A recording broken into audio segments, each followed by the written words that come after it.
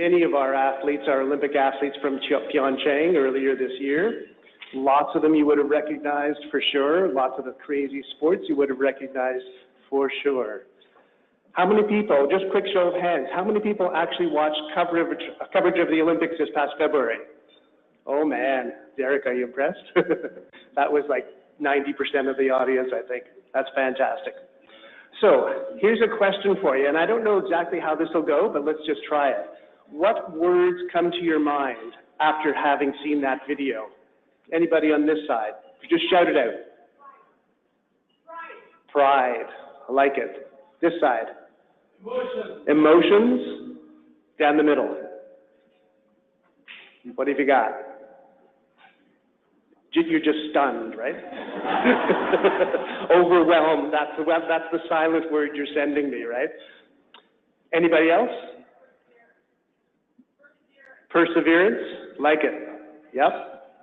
So, determination. Awesome. I would say I want to join that team. Yeah. Any particular sport? Fantastic. So when I viewed the video a couple of times to prepare for this, I wrote some words that are actually almost the same as the words you just gave me. So let me give you the list of words that I got from out of this, and you'll see where I'm going with this. Determination, perseverance, fearlessness, effort, excellence, courage, commitment, emotions. By the way, I did not check my thesaurus. This was just straight off the top of my head. How about patriotism? A little bit of that. Victory and celebration. What do you think? Is that all good? Teamwork. Teamwork. Like it. Thank you, Melanie. So here's the question. How do you incorporate those sentiments that I think we all just shared into encapsulating the success of Canada's Olympic effort? Is it simply a medal count? How do we translate what we're feeling having watched that video and what our emotions are telling us now into a countable thing like a gold, silver, or bronze? How do you do that? Well, that's this guy's job. It's Derek Covington, and he's the Director of Olympic Performance for the Canadian Olympic Team. He's based in Montreal, but he oversees the entire planning and project management disciplines of the broader Olympic team's efforts. We've got coaches, athletes themselves, of the sports authorities, all sports federations, and all of the various players having to come together into a cohesive, true, broader team to make this all happen. Derek knows what it's like. He's an Olympian himself, having been a 110-meter hurdler starting in the Sydney Olympics. And as it turns out, Katie's also a hurdler from way back, but we won't, that's enough information, right? Derek's going to tell some of his own story and shed some light on the Canadian Olympic Committee's approach to the process measures to achieve the ultimate outcomes, which of course we know is around medal count, but beyond that, while embracing Teams Canada's performance management philosophy of whole athlete wellness. So for those of us, all of us, who love measuring things, this is a good one. The ultimate goal is not just about medals, of course, but in creating a winning environment that supports optimal performance at all levels. I'm sure, like me, you're also really looking forward to this presentation. Please welcome Derek Covington.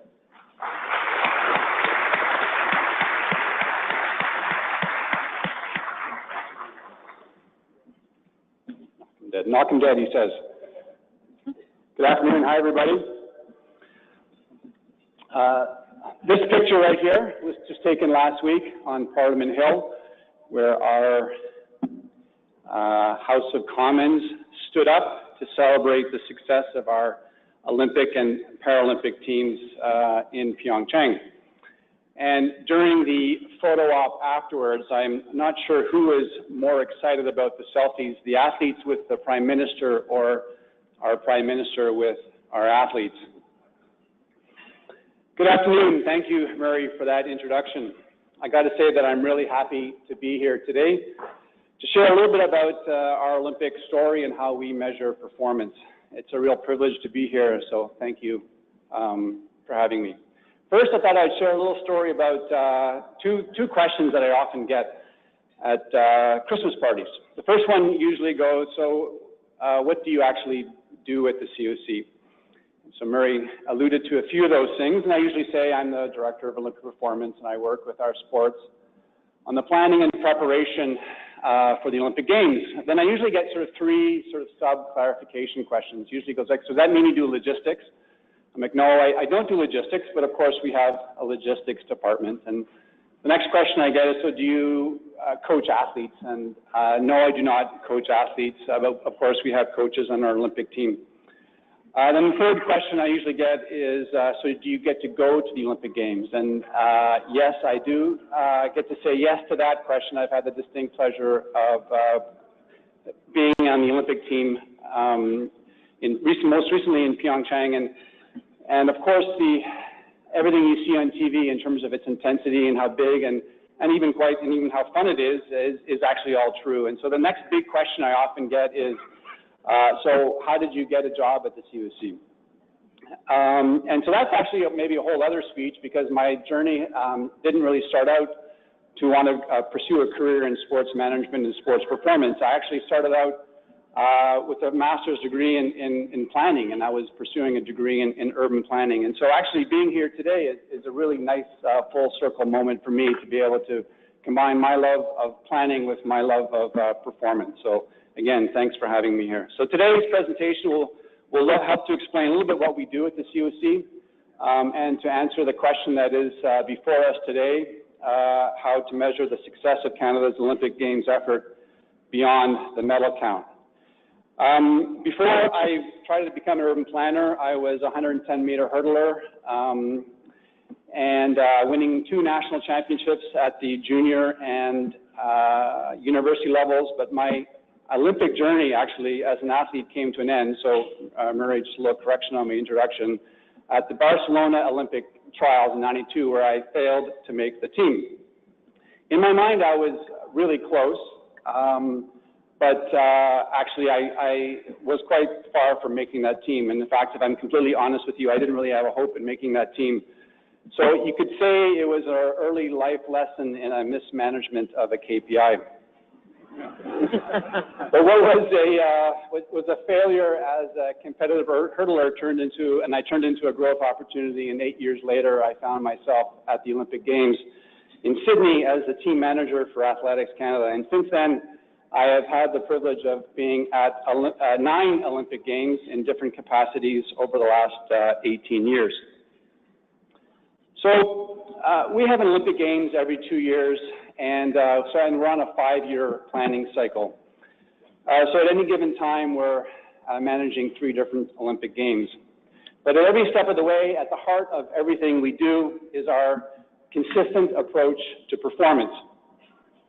And our message to teams is we conquer ourselves, not the mountain, because like any journey in life, whether it's going to the Olympic Games or anything else, it's the process more than the outcome that is important.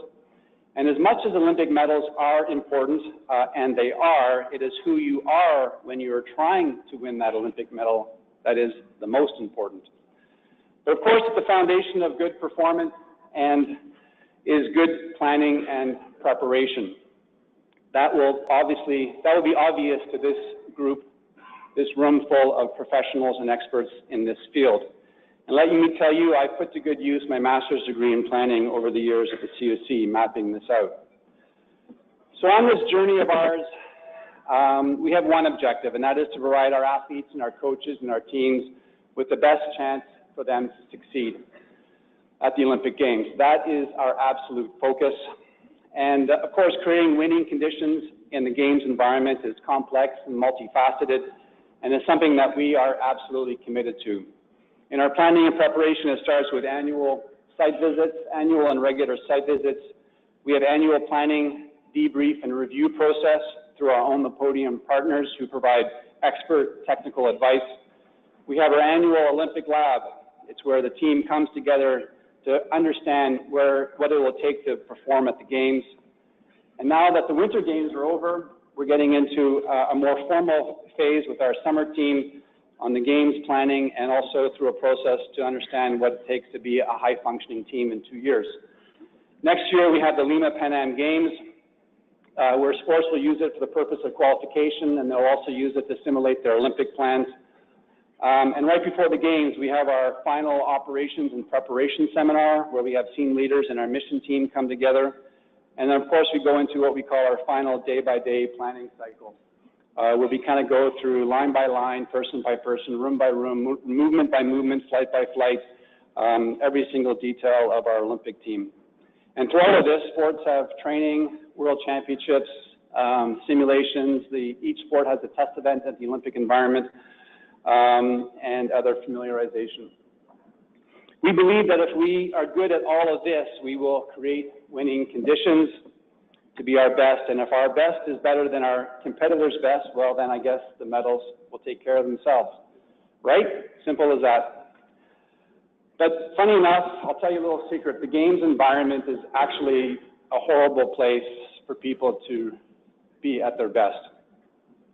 Big ceremonies, massive media, overbearing security, global politics, both at their worst and also at their very best. Complex logistics that always seems to break down just at the wrong moment. Confined living conditions and the pressure of the world watching. Not to mention the 40 or so close family members that just because it's the Olympic Games want to show up and support you on site at the Games. And it starts with embracing the mindset the Games environment is actually an environment full of adversity. So when those curveballs, those derailers, those surprises, those things that are really completely out of our control happen, and they often do happen and they will happen, it's about being prepared and to minimize the impact so you can remain focused on what matters most in that particular environment, your performance on the field of play. It also involves, knowing your difference makers. And so while we're doing the meticulous planning and preparation, it's a very good start, but it doesn't end there. We work a lot on understanding team dynamics and what it takes for teams to be at their best in the Games environment, as well as building on individual resilience. These are among what we call our difference makers, and we spend a lot of time on them. It's also about knowing your gaps. Risks, gaps. It's also important to know what can go wrong with your mission. To understand the risks, because being well prepared minimizes fear and builds confidence. And this was the key takeaway message of Colonel Chris Hadfield, who addressed the team in Rio prior to the Rio Olympic Games. And once you do that, you're forewarned against your risks, and fear no longer plays a part in your thought process. He went on to say that it's about visualizing the failings, not defeat. It's about understanding the gaps while maintaining perspective. Because while you're going on with all of this great planning and preparation, knowing your environment, knowing your gaps, and knowing your difference makers, it just might be possible that you are focusing on the wrong things. When you think of it, it's not really a sensible life goal to want to win an Olympic gold medal, just like it may not be a sensible life goal to want to climb Mount Everest. Both are pursued with grit, passion, perseverance, all words that we heard earlier today, every single day. But what does make sense when you are pursuing goals like these, or any big picture pursuit in work or in life, is to be equally clear on how you will get there and why, and focus on those way more than on your ultimate goals. Let's take Jeremy Witherspoon as an example. For those of you who don't know, he won silver medal in 1998 in long track speed skating. He was, in fact, the favorite to win. He came back in 2002, and he fell, finishing 13th. He then came back for his final and third Olympic Games in 2006 with one goal, and one goal only, to win. For him, winning was more than the goal. It had become his necessity to prove all of his critics wrong.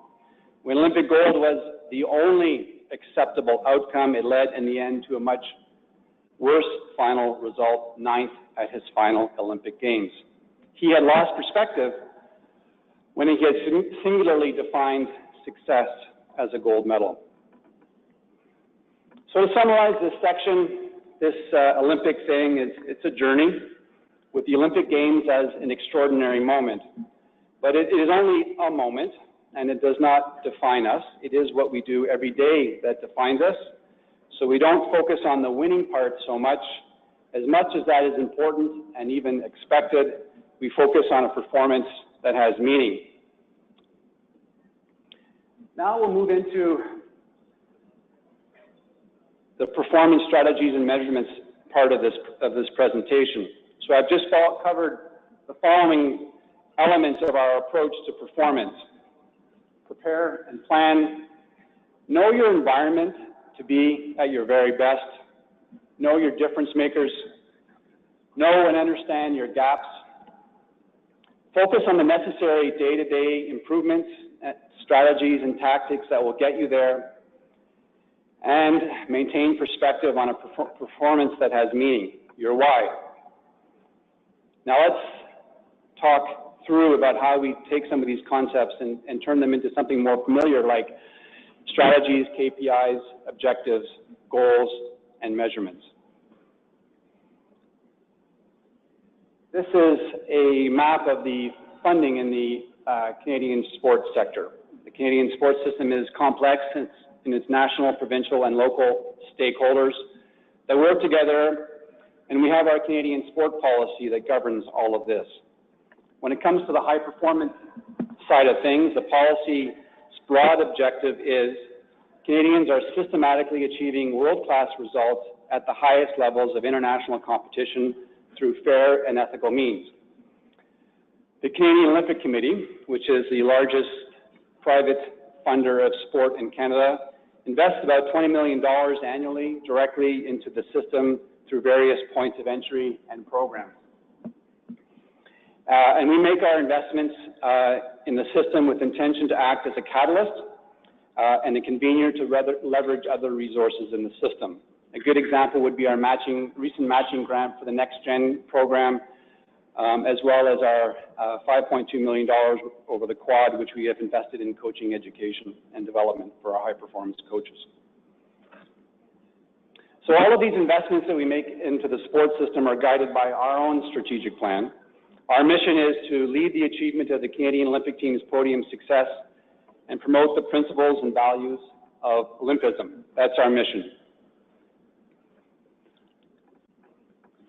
Looking at the bottom red box, looking a little bit more closely at our sport department strategies, our sport excellence strategic pillar is to build capacity for winning conditions to enable athletes, coaches, and teams to perform at the highest levels.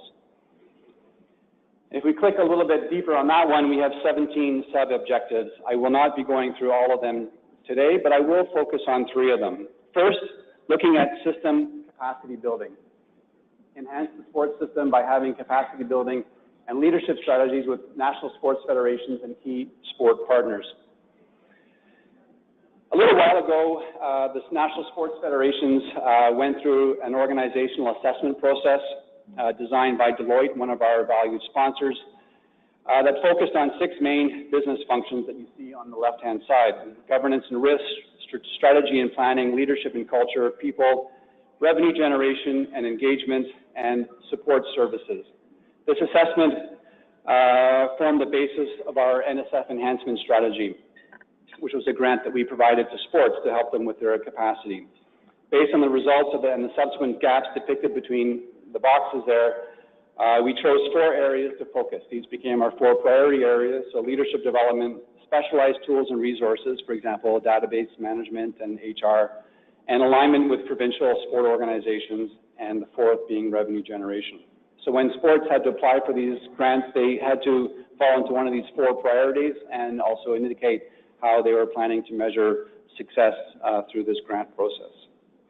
So that's on the organizational capacity side of things. And then we also do it on the technical side of things. And so sport, and I'm sure your organizations also love their acronyms. So along the top, we do a technical assessment of the coaching and technical leadership, the daily training and competition environment, your sports science, sports medicine and innovation, your high performance planning, your podium pathway, which is looking at your development pathway of your athletes, and high performance governance. And so every year sports go through a review process through our On the Podium partners who provide recommendations on how each sport is being evaluated in each one of these metrics, and also how they're being evaluated for the investment aspect of this process. On the leadership development side of things, we feel that in this age of sort of open networking, that our main competitive advantages is making sure that we're collaborating across the sports system and across the Olympic team. And so we've done a lot of work in the area of peer-to-peer mentoring, where on a monthly basis we have co-op calls that are virtual, where we have CEOs, we have coaches, we have mental performance consultants, we have integrated support teams, our healthcare teams, and they come together to problem solve, to build a sense of community and be vulnerable ultimately, and lean on your peers to help solve your problems. And, you know, ultimately to get a fresh set of eyes on a problem that you may not have been able to solve on your own. Because when you get to the Olympic Games, a lot of the work that we do is about creating a sense of community when we arrive at the Olympic Games. And so when you've kind of had a bad day at the office, to have a peer that you may have developed through this type of process or other types of interventions that may not be within your immediate sphere of your team, it's often nice to kind of get the perspective from somebody that's a little bit outside of your thing. So like a lot of things that we do, we measure everything, and so on a monthly basis, we ask our participants the value that they're getting out of the process. We ask for both qualitative and quantitative feedback. The CEOs really love this process, and I think we have some room for improvement for the rest of the technical groups, but I think by and large, we're having fantastic feedback on this process, and we're always looking to improve. Now let's look a little bit at our kind of culture side of things. We do a lot of work in building a united team culture. And so I'm not sure where I got this quote from, but I really love it because it speaks to the fact that so many organizations identify culture as important, yet don't necessarily invest in it in any kind of meaningful way. So as we know, times change, leaders change, culture always remains your touchstone. It'll shift through moments that matter, either big ones like at the Olympic Games for us, or even every day at the office. And so for these reasons, we invest in our culture program, and both on the team side of things as well as on organizational side of things, and I'll go through 5 ways we do that. So we talked about words earlier, about emotions. We also talk a lot about values. And so between 2008 and 2014, we went through a process with our Olympic team. And we asked them to sort of define the words that describe them, that uniquely described what it meant to be part of Team Canada, and also what would differentiate us from the rest of the world. And after 4 Olympic Games at the time, we had 17 unique words, things like fierce and stoked, united were a few that came up through this process. One year, our short track speed skating teams stuffed the ballot box with the word sexy, so that almost made our list of values, but we caught them. Recently, at the COC, at the staff and the governance level, we went through a process of identifying the values that were important to us as an organization, and they're the 5 words that are rolling across the bottom of your screen, and so many of them align nicely with the team side of things. This is our team manifesto on the left-hand side, Be the Proof. It is printed on the inside of every athlete's jacket on the team. We all have something to prove, each in our own way, like those that did before us and those who will long after. We prove it to ourselves every single day. Now we've earned it, earned the right to prove it to the world, because our actions speak louder and only for themselves. This is who we are the proof, we are Canada. On the right-hand side is the pledge that athletes take. Of course, athletes have to sign an agreement. I wouldn't say that they all necessarily read the agreements the way they should. And so this pledge is a way to kind of engage them. And I'll just read the preface of the pledge that we go through. There is no roadmap or instruction guide. When you make this team, you define it in your decisions and in your actions. You make us who you are, so who will you decide to be? So we work a lot with athletes and team members to really take ownership of their Olympic team. It's not just because the CUC says these are the values or this is the way we go, that we really try to engage them in a process here. And it's all, then we look at our brand campaign. Many of you may have seen our brand campaign during the Pyeongchang Olympics. And so we work hard at creating an alignment between our team values, our corporate values, as well as our public-facing external values. And I'm not going to say that this has actually been an easy process or even a fast process, because I would say that this has been probably a 10-year process to kind of get the alignment that we now have with everything that we're doing. In our work on culture, we also do a lot of things with individual teams through what we call our Engineer Your Team program, designed to improve team functioning, cohesion, conflict management, resilience, identifying role clarity, internal communications, so that ultimately teams can arrive at the Olympic Games in a state of performance readiness. We have our Olympic Lab, which I mentioned earlier. It's one thing to succeed going it alone, but we think it's way better to try and succeed working together, so we work a lot on that. And it's really about learning to be the team before we become the team. It can be a very lonely environment to arrive at the games, and everyone kind of goes quiet a little bit. And so you know how it is when you walk into a room and the noise level is good because everyone's talking. That's the kind of vibe that you want. And it's very easy at the Olympic Games for everyone to kind of go quiet. And so we work a lot at making those kind of connections. It's kind of our onboarding process. You know, if you think about it, sure, we're a big organization that's it's about getting the team to the Olympic Games, but at the end of the day, we're a people organization. Because in Pyeongchang, we were a delegation of 600. So, and we worked in 12 different locations around the Pyeongchang environment, from the media center to both villages to our performance center to our Can Olympic House. And so if an individual team is high functioning, but that we're not functioning together as a multi-sport team, then we've ultimately failed them. And I look at the objectives of the PPX organization and your time that you're spending here this week at this conference is about transfer of knowledge, bringing together different sectors, learning and sharing. And so all of this is valuable work for you as it is for us on the Olympic side of things. So how do we measure the success of this investment in culture? So after the lab, we asked athletes how valuable was this for the preparation for the games. 82% of athletes overall, and then 79% of athletes said it was either valuable or critical to their success. We also asked the same question after the Olympic Games, and the results went higher as it relates to 86% overall, and 91% of the athletes said that the Olympic Lab was valuable to their success. This is an interesting one, and we've been asking this kind of question since 2008, and so 95% of the team said that feeling part of a united Olympic team had a positive or very positive impact on their performance.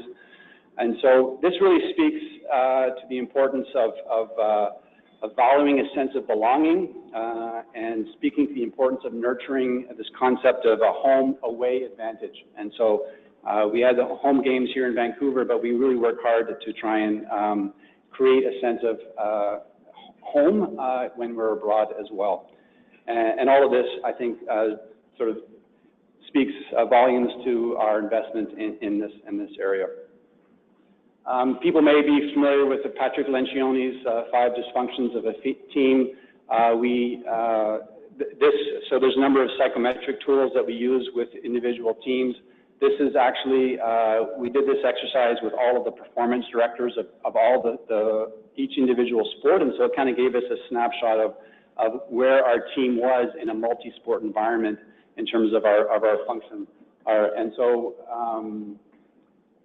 when it came to using the questionnaire, we were able to come up with a profile of our team. In the top left-hand corner is using the DISC profile methodology. So each one of those dots is each one of our performance directors on the Olympic team.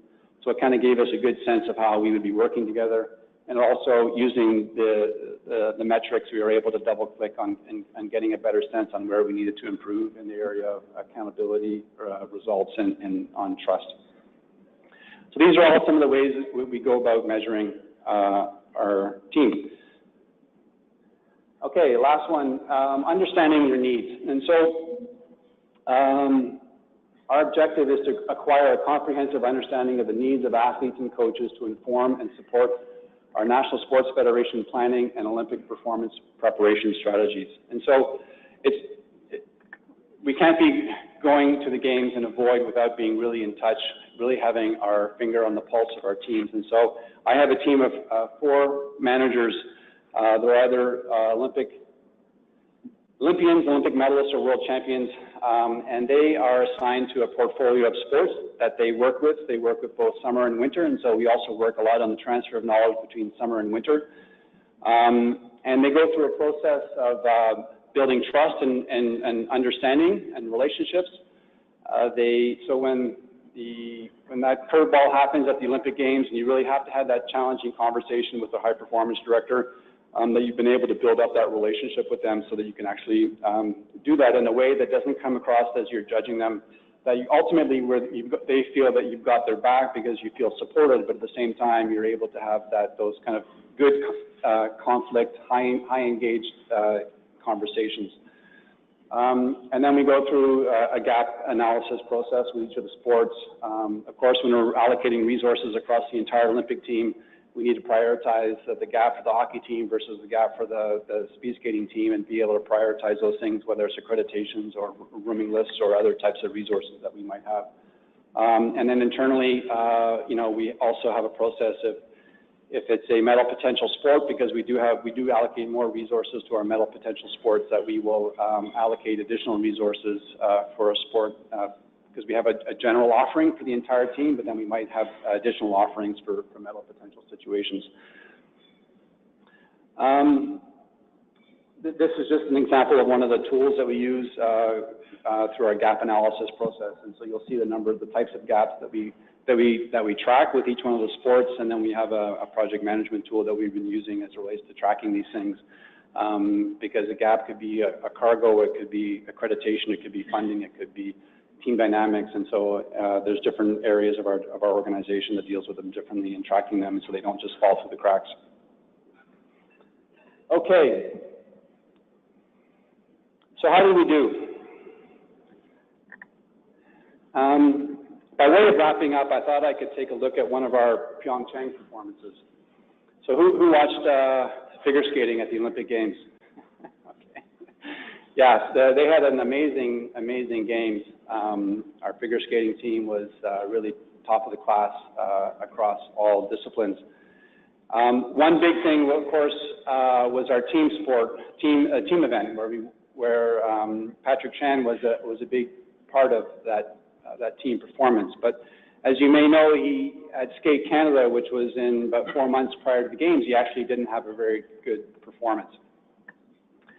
And so in the fall of so while he was both focused on his individual as well as his team event, after Skate Canada, he had to go through a period of reflection. And actually, there was a period there where he was maybe not even sure if he was going to be fully committed to the Pyeongchang team. And so Skate Canada gave him a deadline of December 1st, and he had to make a decision about his commitment to the team because they would otherwise go with a plan B.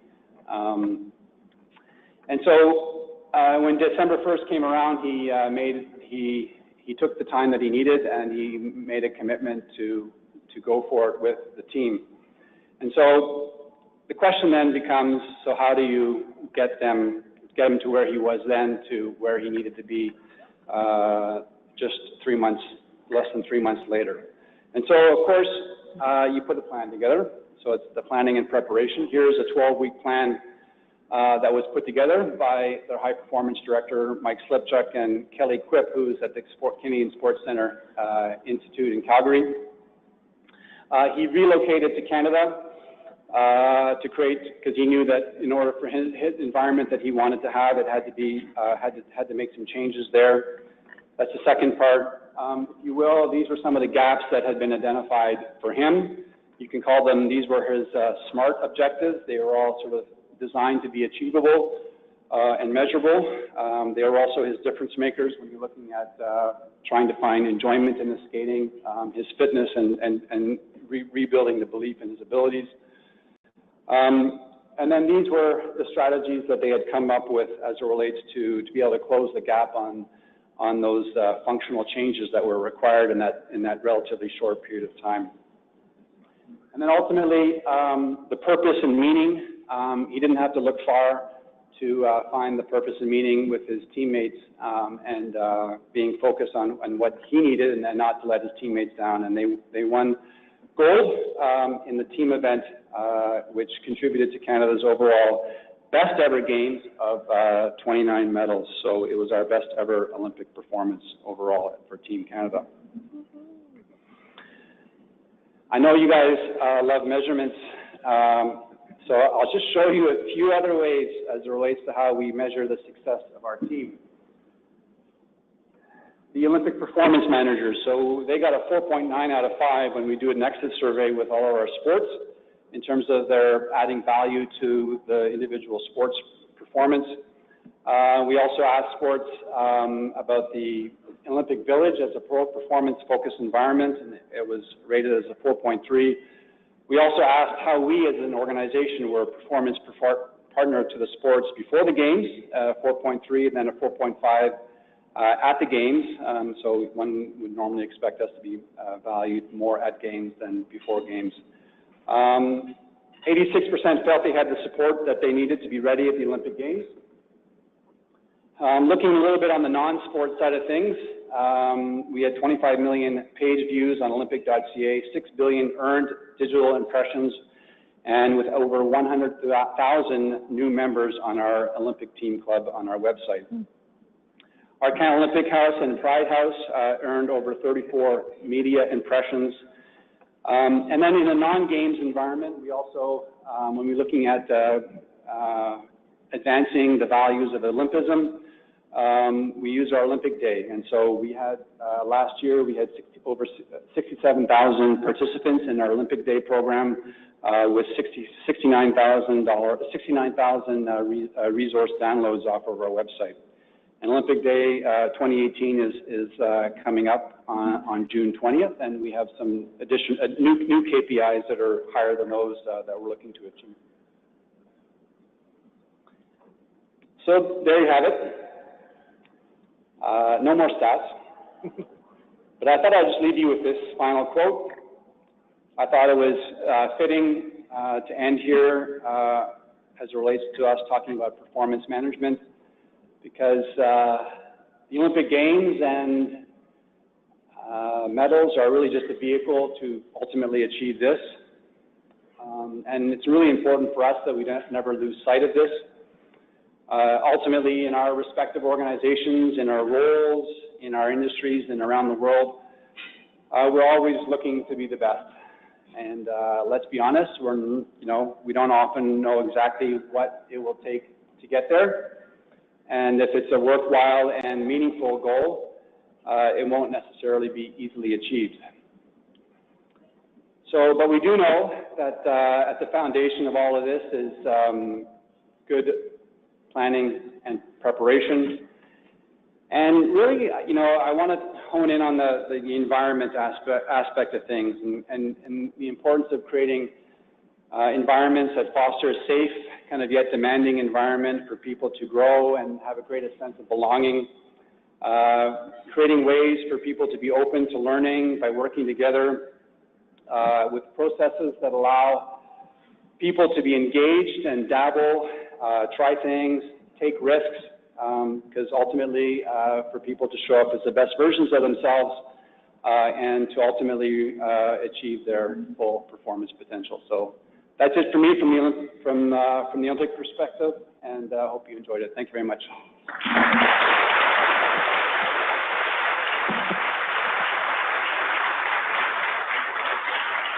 So we do have time for questions, a few minutes for questions. There's 2 microphones here. Please line up there. We'll alternate between microphones. So whoever's first gets the first question in, go for it. Higher, faster, stronger. Come on.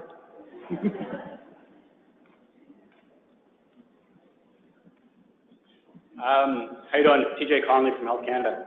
I have a question regarding performance. Everyone knows Ross Rebagliati in days of legal marijuana coming forward. How's that going to affect kind of the athletes and the performance, the doping, and everything within Canada?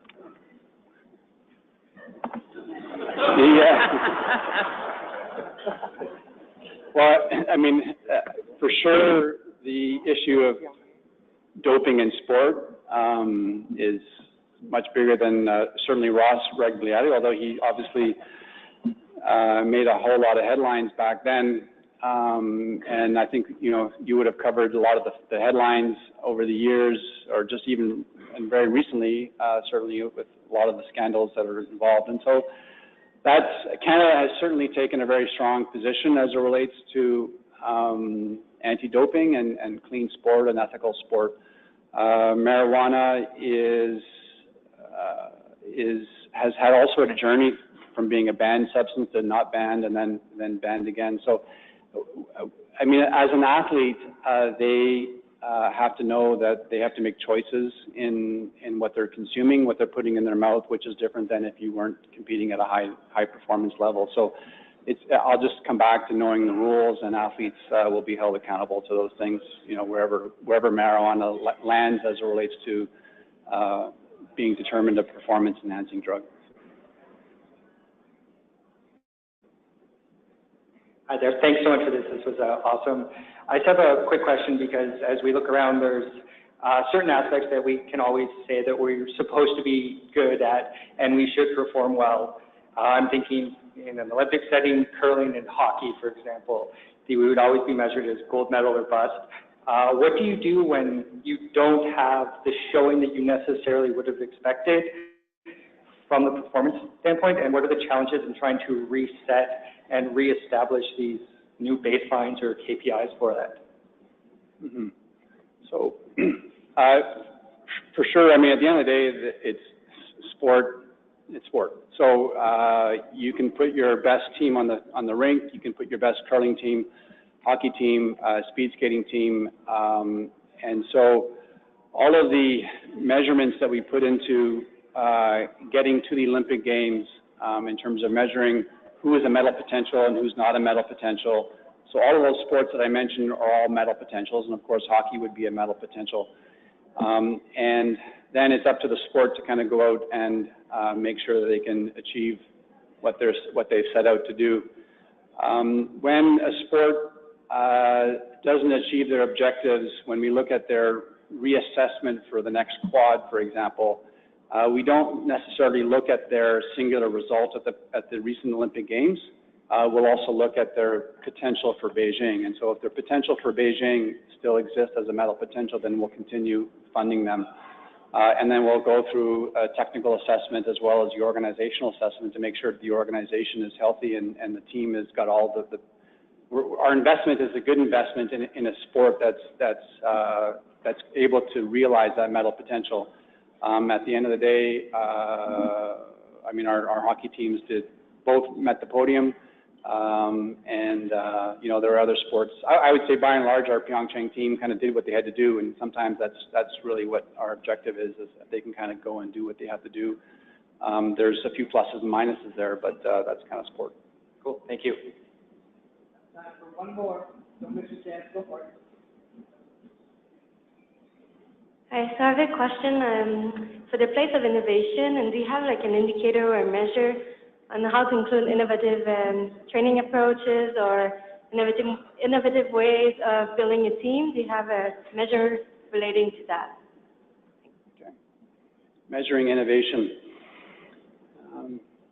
Well, through the Olympic Co-op that I mentioned earlier, those are rich conversations around new ideas and problem solving and solution. And so we do track the conversations that happen within them. We do go through a process that what happens in a co-op stays in a co-op, and so we kind of create a very safe environment for people to be vulnerable and open up. But we do track themes, with excluding names and sports and things like that. And so that's one way that I can think of in terms of how we track the incidence of sort of new ideas through conversations. That's one thing that I can think of.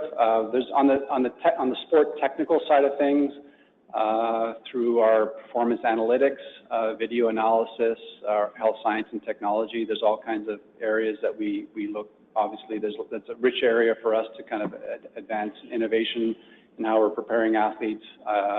We also have a Innovation for Gold grant process. So there's new research that we fund to advance high performance sport. So there's a couple of ideas there. Okay, thank you.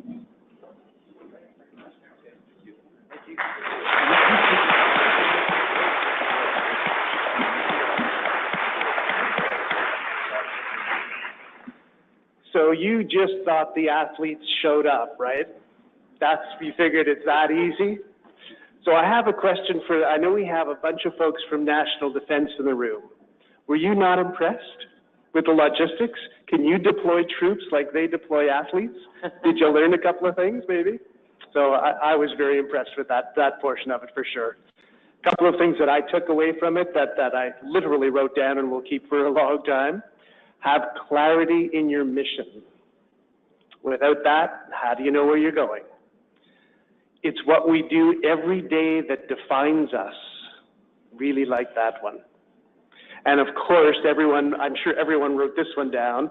If you don't invest in your culture, you'll get one anyway.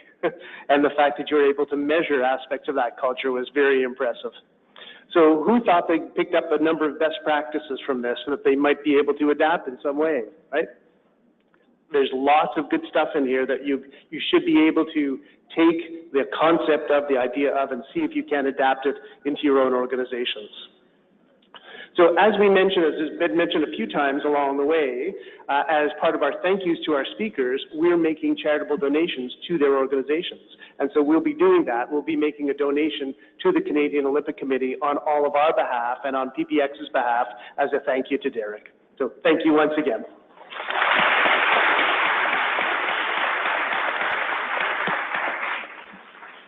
So we have a few minutes with the trade show. All of the folks next door are waiting to talk to you.